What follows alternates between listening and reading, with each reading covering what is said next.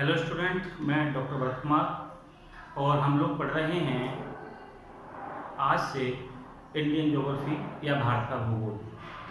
भारत के भूगोल में जो हम टॉपिक पढ़ेंगे आज, उस टॉपिक का नाम है भारत की जनसंख्या,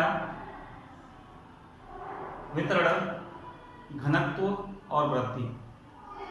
इस टॉपिक के अंतर्गत हम भारत की जनसंख्या के बारे में, जनसंख्या जो पाई जाती है उसका क्या वितरण है उसके बारे में, घनत्व के बारे में और वृद्धि के बारे में हम लोग इस टॉपिक में पढ़ेंगे।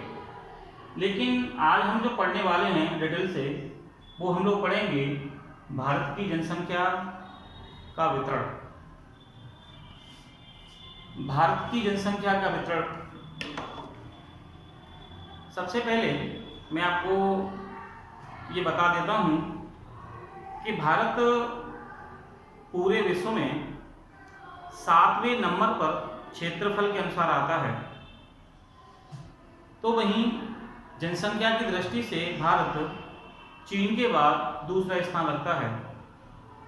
भारत की जो स्थिति है वह भौतिक रूप से मानव के लिए अनुकूलतम है और यही कारण है कि भारत में क्षेत्रफल कम होते हुए भी ज़्यादा लोग रहते हैं।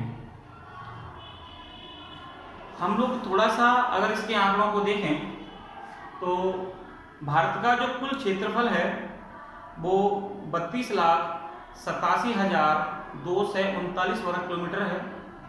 ये कुल विश्व का क्षेत्रफल का 2.41% भूभाग है। यानी हमारे देश में जो क्षेत्रफल पाया जाता है वह कुल या पूरे विश्व के 2.41% भूभाग के लगभग है। इस 2.41% भूमि पर भारत में विश्व की 17.5% जनसंख्या रहती है।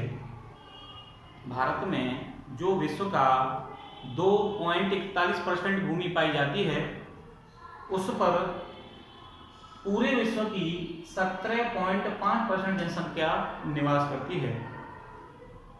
2011 के अगर हम लोग आंकड़ों को देखेंगे तो भारत में 121.7 करोड़ लोग रहते हैं।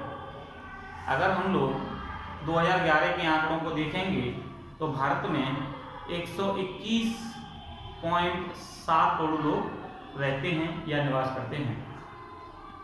अब जनसंख्या को हम लोग देखेंगे कि जनसंख्या कहाँ कितनी फैली हुई है, तो पूरे भारत में जनसंख्या वितरण देखें जो अलग अलग राज्यों में पाया जाता है। यूपी सर्वाधिक भारत में जनसंख्या वाला राज्य है। यूपी के बाद में महाराष्ट्र नंबर 2 पे आता है, बिहार नंबर 3, पश्चिम बंगाल नंबर 4 और आंध्र प्रदेश नंबर 5 पर मिलता है। भारत में अगर हम लोग देखेंगे तो ये पांचों राज्यों को मिला दिया जाए तो ये भारत का 30% भूभाग रखते हैं और इस 30% भूभाग पर भारत के 50% लोग रहते हैं। अब यहाँ देखेंगे जनसंख्या वितरण को प्रभावित करने वाले कारण कि भारत में जो जनसंख्या पाई जाती है उसको प्रभावित करने वाले कौन कौन से कारण हैं। ये वही कारण हैं जो आप मानव भूगोल में विश्व की जनसंख्या को प्रभावित करने वालों को पढ़ चुके हैं। भारत में जो जनसंख्या पाई जाती है उसको प्रभावित करने वाले कारणों में जलवायु, धरातल, जल प्राप्ति, खनिज संसाधन, परिवहन, सामाजिक मनोविज्ञान क्षेत्र और राजनीतिक और आर्थिक क्षेत्र। सबसे पहले हम लोग बात करेंगे जलवायु के बारे में। जलवायु की बात करेंगे तो भारत के मध्य से कर्क रेखा गुजरती है और यह कर्क रेखा भारत को 2 भागों में बांट देती है। इसका उत्तर का भाग अगर हम लोग देखेंगे तो शीतोष्ण क्षेत्र में आता है, जबकि दक्षिण का भाग उष्ण क्षेत्र में आता है। तो भारत की अगर जलवायु की बात करेंगे टोटल इंडिया की, तो उसे उष्ण शीतोष्ण जलवायु या मानसूनी जलवायु कहते हैं। जलवायु भारत की जो पाई जाती है वह अनुकूलतम है। यह जलवायु ना तो अधिक गर्म है ना अधिक ठंडी है। यही कारण है कि भारत में जनसंख्या चीन के बाद सर्वाधिक पाई जाती है। वहीं बात करेंगे धरातल के बारे में, तो भारत का भौगोलिक दृष्टि से जो धरातल है वह मानव के अनुकूलतम है।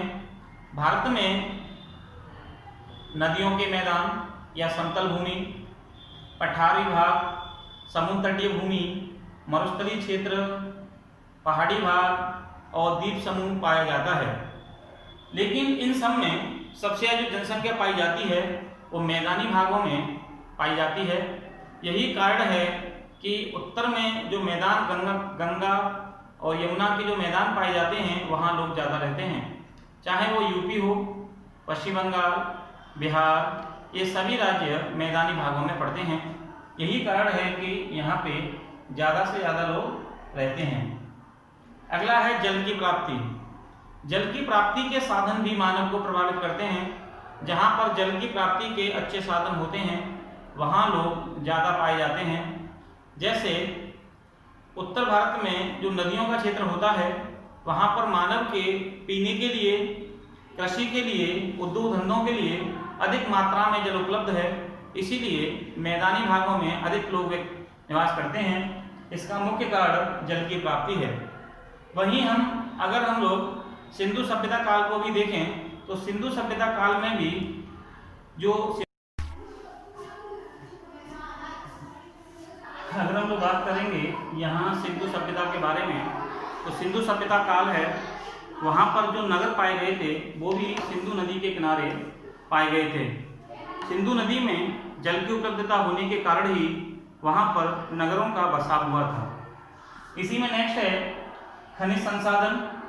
खनिज संसाधनों की अगर हम लोग बात करेंगे तो ऐसे क्षेत्र जहाँ खनिज संसाधन बड़े पैमाने पर पाए जाते हैं, जहाँ खनिजों की प्राप्ति होती है, वहाँ पर मुख्य रूप से जनसंख्या अधिक निवास करती है।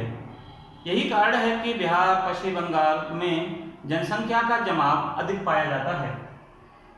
परिवहन के साधनों की हम लोग बात करें तो परिवहन के साधन जिस राज्यों में बहुत अच्छे पाए जाते हैं, चाहे वो रेल परिवहन हो, चाहे वो सड़क परिवहन हो, उन राज्यों में जनसंख्या अधिक पाई जाती है। उत्तर प्रदेश मैदानी भागों में बसा होने के कारण यहाँ परिवहन के साधनों का अच्छा विकास हुआ है।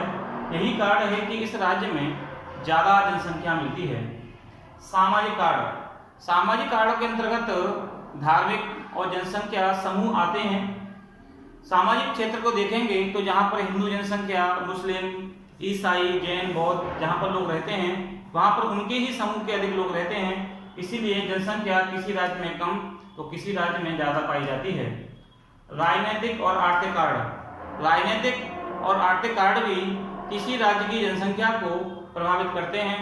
यही कारण है कि भारत में कई ऐसे राज्य हैं जो कि जनसंख्या को अपनी ओर आकर्षित करते हैं, तो कई राज्य ऐसे हैं जो कि जनसंख्या को अपने यहाँ से उत्प्रवास के लिए प्रेरित करते हैं।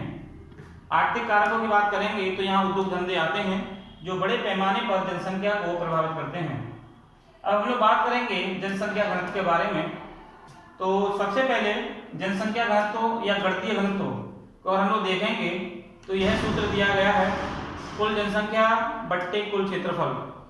अगर आपका कभी क्वेश्चन आता है कि जनसंख्या घनत्व किसे कहते हैं तो आपका आंसर होगा 1 वर्ग किलोमीटर में निवास करने वाले लोगों की जो संख्या होती है उसे जनसंख्या कहते हैं। इसे गणितीय घनत्व या जन घनत्व के नाम से जानते हैं, जिसका सूत्र होता है कुल जनसंख्या बट्टे कुल क्षेत्रफल। अब हम थोड़े से आंकड़े देख लेते हैं। आंकड़ों को देखेंगे तो भारत में औसतन 1901 में 77 व्यक्ति प्रति वर्ग किलोमीटर मिलते थे, जो 1951 में बढ़कर के 117 व्यक्ति प्रति वर्ग किलोमीटर हो गए। 1981 में 216 व्यक्ति प्रति वर्ग किलोमीटर और 2001 में 325 व्यक्ति प्रति वर्ग किलोमीटर पाए जाते हैं।